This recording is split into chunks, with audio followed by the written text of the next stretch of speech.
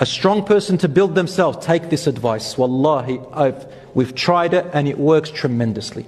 Very simple, yet very hard to implement. Rasul sallallahu alaihi wasallam said, "Min husni Islam al-mar'i tarkuhu ma la ya'nih." A person to improve their Islam is to leave that which does not concern them. Don't go into areas that are not your business. Don't ask about things that are not your concern.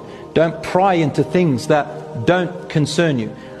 Anything in life, things that don't benefit you are not of your concern. People's problems and people's secrets, don't pry into them. You're not invited, don't ask. A person didn't call, you called a person twice, 3 times, they didn't reply, that's it. Don't keep asking. You knocked on a person's door, they didn't answer. You knew they're inside.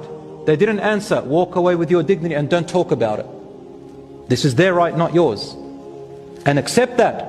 Allah says in the Quran, وَإِذَا قِيلَ لَكُمْ ارْجِعُوا فَارْجِعُوا. Meaning if you go to visit someone and they tell you, go back, Allah says, فَارْجِعُوا. Go back. The right is not yours.